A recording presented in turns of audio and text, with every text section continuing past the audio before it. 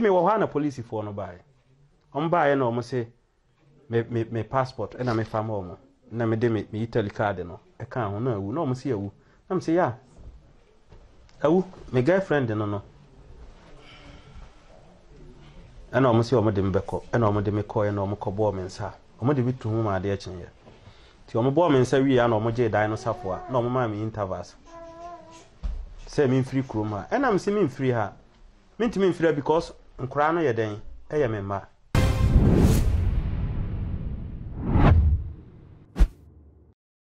abusia pepi ya na ya kase ma na oga na hano be form kudu abrochira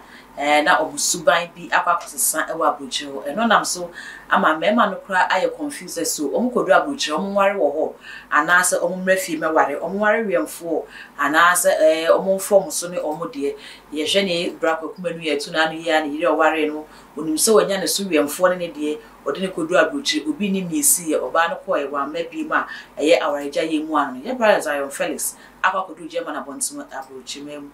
ama ode Ghana ni baako akwakohwehwe nkomo ama abrante no ede na kosem atu nanim e wo kwan ya Ghana ni ba ye ne mpa no neti so one neti wa ha ehu no be fa no fi ha ede ne kodu Germany kwan ya oba no ede ne ko fa so ayaka de ni atete sem a ode koye na ebi echi na nka obi akokura ne no ye ne denu na afi wada ne sadwe ma waton sem a ensa ena na akoye na damfo ensa ena na akwakoye ne ne krata semina ekoye basa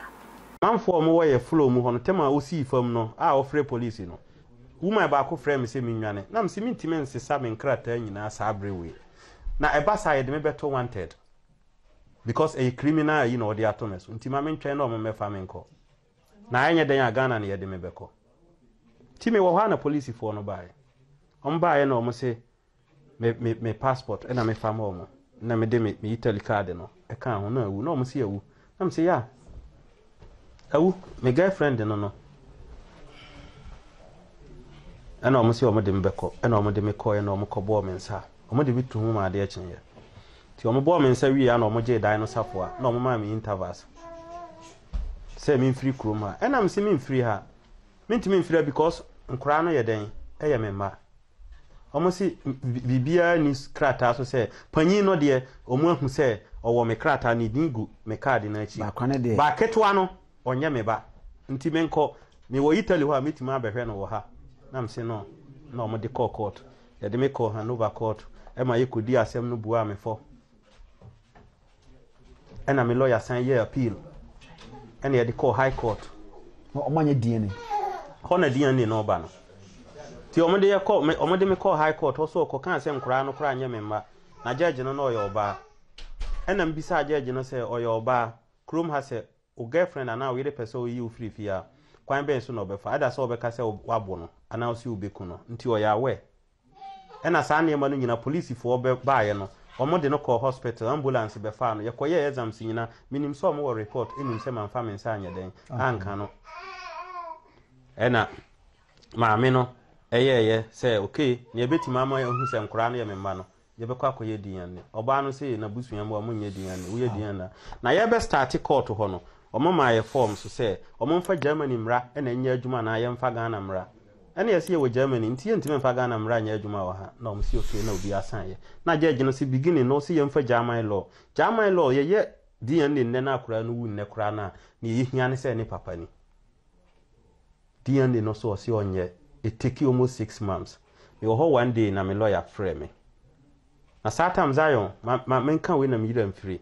me ho kire me to the extent say ye be court na lawyer si ohia sika timi yo me ni sika me de beto patra agu nika mu manya so a onko na one man bi ofiri nso ya tre ye frɛ no KB me no call lawyer ho ye si fa mu gina ho din na ya si o gimi €150 e de ato patra ansa na ya court sele krobi e ben ha ni bi esi fam no se ben na mse bra o se yanko na me nko yi sika ma na me di wachi case ba bia obefa bia na me nim se nya mete ase na mine ko yi €150 na me no nyina san de buy na de bra lawyer no because e ba sa no ba bia na me di obi nkrata ya adwuma no oba no san ko ho e ko twa me tu no na lucky say adwuma wura no ye Nigeria ni e na ofre me say wo yire aba ha o se obe ma police abefa nti adwuma no me ne wo ye ntime nya den yenye biem he wa brome abrami so na me ni ba bi te metim tena tray mu ma take ti die matwa ekone ekopem endpoint ya Masaba. na masen atena mu aba endpoint ye wonsa bi ye frɛ no nketenkete e wo krom ha no meje na egume me jacket bottom Musa. me tim ye no gumanum na ayetete a na masen atibia gumanum Zion na meti tray mu di akone aba na woman bi ye frɛ no Monica ni kunu ye frɛ no Boache na sister no say memra ni kunu ho mepa na chewo na obema ma betena omo hall me frɛ man no say obi oboro oba de that time no man no gidi say me bo oba Germany so ye nyesa de no obi oboro oba de me ngi na o me fie kama no say onje me na sister no say bra ohu wani ma Zion me bop no mo bie ma me wura man no tene hall te say oti hoi wana me bu nkotodwe na me tini so say bra na me say ofa wanje me ni ba bia akọ Zion man no hwe mani me tini so say o say ben sorry wana me sorry o say ko fa on ya mabra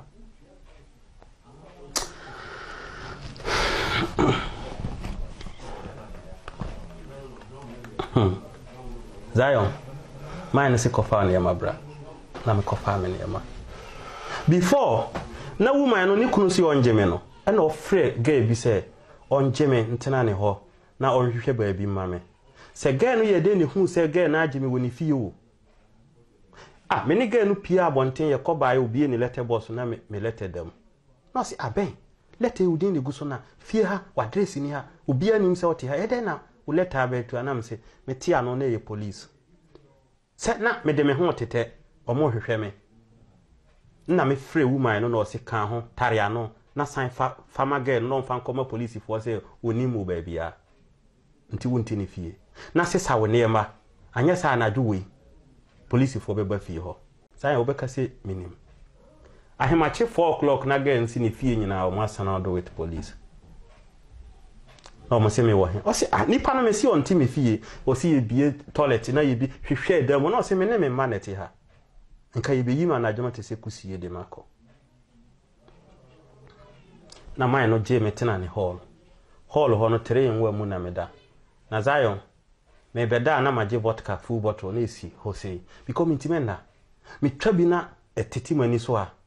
na masan afa me mfa glass nnom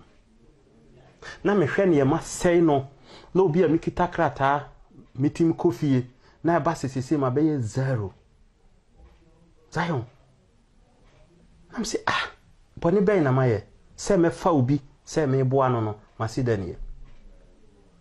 ene ye de court sa one day me wo ha na court sende me letter say ye twa me take ya bibi awie Adoko Ghana ade me ko Ghana dan jema sema anya den antum media kwa story no buy na minim sanga no okosan krata wo foreign office say yem faminko na obetima ahwe ne ma enti me pese me bodin obi mrantie bi ko tie no oba bi ena ofre me sister bi wo krom ha ye frɛ no Heidi ena ofre no say ama mate so mo si unua be ma next week omo de no ekofie na o se no nka ben aka kyerɛ me na ofre me say aben mate so mo say ye de wo ko Ghana na msi wo ama enye nokre na o se wo news no ne number bi a na msi enye nokre san na ye nokre na mi wo krom mi firi okoduru fie no me lete boss mi bi ye no na lete de meti ano no na ye nokre ena me de koma me lawyer say on kan kyerɛ mo say mate ma you ready no say omo adwene nya adwuma obi antime mfa me nko ba bia na lawyer sign file ye within 3 days na minya letter for say ya cancel no ye nya mfa me nko Zion enti selefo no esan sende letter by say oba no se nkura no nya me ma no mo be force no akoye diane na ye force no na ekoye na eto patre se nya me ma ene German fo ni me be dipa anti se me peyes ya me nsan me penu a me ana me kan ye me boa na omuntwa so e na me san yes ani 1 month na results no buy bana oma yeah enti yankomra na ya mame pipa bi ye frɛ no dindon utim di ye adwuma but untimi mfa mfiri ha mponko France ya de mame 2016 1st January and I made start here Juma 2016 Zion made the sapi pan year Juma for 4 years now you demand me 3 months 3 months na Juma me ye na ma ye Juma na Juma tum te send ye na ye mame ye pese fame permanent na sakrata ni kitawa yentime nya wo permanent na ayema dwendwen me na ma mitim nyina hyehye me enti me da ho ahemachi be se 4 o'clock na woman bi okrom ha ye friend na Evelyn no twa me am say ah mama we friend me satam we dia na o say ben da ya amaso won ho anadwo we no enema ni di for ye funu to ho na ye Thursday na me son da na ye de okrata ye den ama na me sere ye na me say wo dwene me hunti na wo son sa da ye no na o say ben me da ye manfa ni agro ye fasting me sorry ya na me kodware ye dware wi na me wo whisky bi wo na me twa bi atem na me brother ye de akrantie bi free Ghana no ai because na makwasi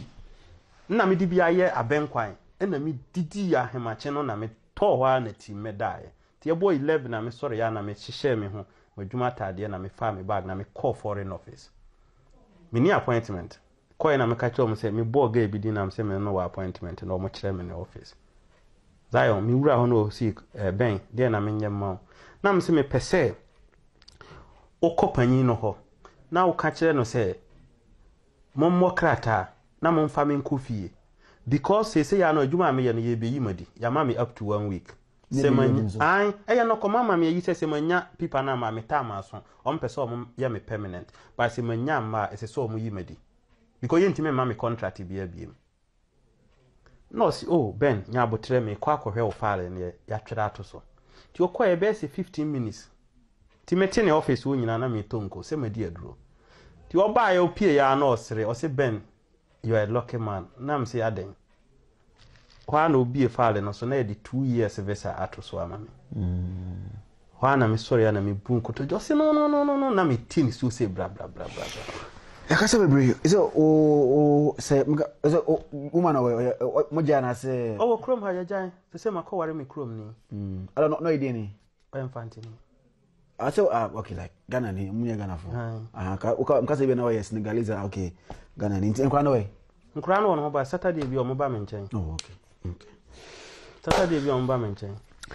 thank you very much for your story. I mean, so inspiring. It's a wusia papa yi sem na akosem ode to Zion Felix enim eno na my boys no aye confused. Say kro mu hu so mo nkwa adwoa ana so mo nkwa ata aso wo mo wari bi wa bruchiri ho na mo ne mbo branto aso ho ana mo mro machi na mo mamefa bi wa ha ebi so kra chese no nti no no so kokko titim kodu abruchiri konya krata na yere ntina ha ejepade obeyi oba ne hweso o de anye ndidi mu account emfa no ho so baba before oba ka no ho abruchiri na oba na kwakohye ne ye ase na ne krata bebo no ma kwa bosesa obi manso de ene o de o mo asesa oba mo asesa ono ani krum ha na onfa hwe ne mama no betimi kwa befa ne mana ko ba ne hwe ne jabade so ma so baba before oba ne pad na ko ka no ho wori ene enya ade a ebi so kwa chese eye ema ni bi esu enye omu nyina na tesa enu nti untimi nyina ba ko so nka se sei na we aye nti sa na ma ni nyina etie emfa no so emfa na hye yire nya ne nsi ha ewie echi na ate so bi edide gu account ma wasan twa mo ba bi so se ema no so be ka se ema enye